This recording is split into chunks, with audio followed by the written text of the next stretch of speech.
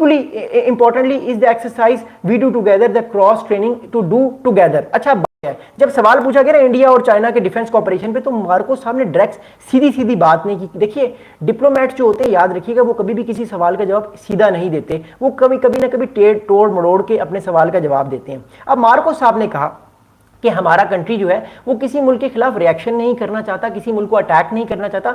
हम सिर्फ इंडिया के साथ जो डिफेंस ट्रेनिंग कर रहे हैं, नेवल ट्रेनिंग्स कर रहे हैं साउथ चाइना सी में या कर रहे हैं ट्रेनिंग्स, वो बेसिकली इसलिए हम नेवल ड्रिल्स कर रहे हैं ताकि हम अपने डिफेंस को तगड़ा कर सकें, ताकि आने वाले वक्त में कोई अटैक हम पे होता है तो हम उस अटैक को रोक सकें। तो उन्होंने एक तरह से बात की कि हम अपने आप को डिफेंड करने के लिए ये सब ट्रेनिंग्स कर रहे हैं। लेकिन देखिए अब इंडिया और फिलीपींस तो इस चीज को अपने आप को डिफेंड करने के लिए ट्रेनिंग्स कर रहे हैं, बट चाइना इसको एज ए ऑफेंसिव एक्ट देख रहा है। इसको कहते हैं सिक्योरिटी डायलेमा। एक मुल्क अपने आप को एक मुल्क कहता है कि मैं अपने दिफा को, अपने डिफेंस को मजबूत करने के लिए अपना मिलिट्री बिल्डअप कर रहा हूं ताकि मेरे पे अटैक ना हो आने वाले वक्त में, और उस चीज को दूसरा मुल्क समझता है कि ये अपने आप को स्ट्रॉन्ग करने के लिए मिलिट्री बिल्डअप कर रहा है, तो वो भी अपना मिलिट्री बिल्डअप करना शुरू हो जाता है। और फिर दोनों ममालिक इस चीज को कहते हैं स्ट्रेटेजिक या सिक्योरिटी डायलेमा कहते हैं, या सिक्योरिटी पैराडॉक्स कहते हैं। दोनों को लगता है कि अगला मुल्क जो है वो मेरे पे अटैक कर सकता है, लेकिन दोनों को यह भी लगता है कि हम अपने दिफा को मजबूत कर रहे हैं। तो it is just like that, और इसमें वॉर भी हो सकती है और माजी में वॉर हुई भी है।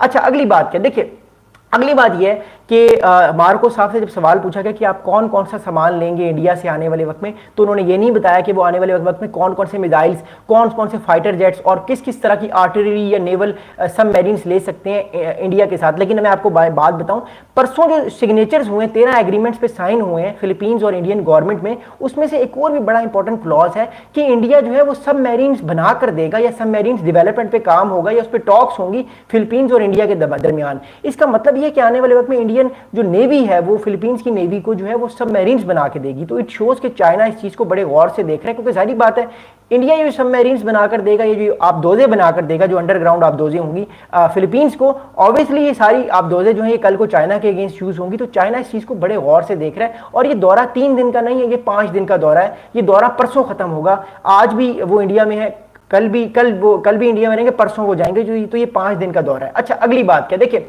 आगे उन्होंने बताया कि we are not taking anything on the table, we are keeping all our options open. इसका मतलब है कि मार्कोस कह रहे हैं कि हमने लैंड, सी और एयर फोर्स से रिलेटेड जो भी डिफेंस इक्विपमेंट्स हैं, हमारे पास सारे ऑप्शंस ओपन है और हम कोई भी चीज़ ले सकते हैं। लेकिन उन्होंने बताया नहीं कि वो कौन कौन सी चीज़ लेंगे, बट जो हमारे पास इंफॉर्मेशन आ रही है थर्ड हैंड, फर्स्ट हैंड, वो ये है कि ब्रह्मोस मिसाइल इंडिया और देगा आने वाले दिनों में, जिससे चाइना प्रोवोक हो सकता है। अच्छा, ओके, अगला क्या स्टेटमेंट, देखिए आगे जो है वो मार्कोस साहब से जब ब्रह्मोस पर सवाल किया गया, ब्रह्मोस मिसाइल्स पे, तो मार्कोस ने कहा कि आर ऑफिसर्स से we need more BrahMos missile. यानी मार्कोस कह रहे हैं कि मेरे जो ऑफिसर्स हैं, मेरे जो जूनियर मेरी फौज में हैं, वो कहते हैं कि हमें और ब्रह्मोस मिसाइल्स चाहिए। इसका मतलब है कि फिलीपींस और इंडिया का जो डिफेंस अलायंस है, ये अलायंस आने वाले वक्त में और ज़्यादा स्ट्रांग होगा और आने वाले वक्त में और ज़्यादा मिसाइल्स इंडिया देगा। और कहा जा रहा है कि ये ब्रह्मोस जो मिसाइल्स की रेंज है, ये 290 किलोमीटर से ये 500 किलोमीटर तक भी जा सकती है। इंडिया इस पर भी फिलहाल काम कर रहा है। अच्छा, अगली बात क्या है, अगली बात यह है कि इन्होंने कहा कि I have no doubt India will be the primary country for our defence equipment. यानी कहा कि इसमें कोई शक नहीं कि आने वाले वक्त में India will be our first defence providing equipment. It shows के आने वाले दिनों में आप देखेंगे कि इंडिया और खास तौर पे जो फिलीपींस के ताल्लुकात हैं, अब स्ट्रेटेजिक तो हो गए हैं, ये और ज़्यादा डीपली इंटरलिंक होंगे और दुनिया भी इस चीज़ को फील करेगी, खासतौर पे चाइना भी इस चीज़ को बहुत ज़्यादा फील करेगा।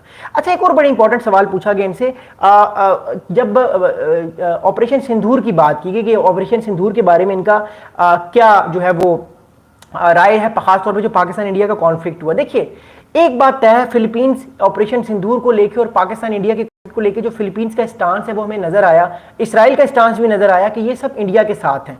आज तो बल्कि नेतन्याहू ने एक स्टेटमेंट भी दे दिया कि जो हमारे ड्रोन्स यूज हुए हैं, हमने इंडिया के साथ कोऑपरेशन किया है। इस तरह के स्टेटमेंट्स देने नहीं चाहिए लीडर्स को, क्योंकि डिप्लोमेटिकली फॉल आउट भी हो सकता है, क्योंकि पाकिस्तान भी एक तरह से ईरान को लेके डिप्लोमेटिकली काम कर रहा है। इस तरह के स्टेटमेंट्स नहीं देने चाहिए लीडर्स को, इसराइल के प्राइम मिनिस्टर को नहीं देना स्टेटमेंट, बट उन्होंने वो स्टेटमेंट दिया है। तो ऑब्वियसली क्योंकि पाकिस्तान ने अभी तो ऑलरेडी जो है वो काफ़ी सारे स्टेटमेंट्स दिए हैं कि जो ईरान इसराइल का कॉन्फ्लिक्ट है उसमें पाकिस्तान ईरान के साथ खड़ा हुआ है, तो उस चीज़ को रीबक करने के लिए नेतन्याहू साहब ने जो वो इंडिया की साइड ली और इंडिया को के बारे में स्टेटमेंट दिया। बट सबको पता है कि इसराइल ने साथ दिया है। तो फिलीपींस भी पाकिस्तान इंडिया के जो कॉन्फ्लिक्ट है उसमें किस तरफ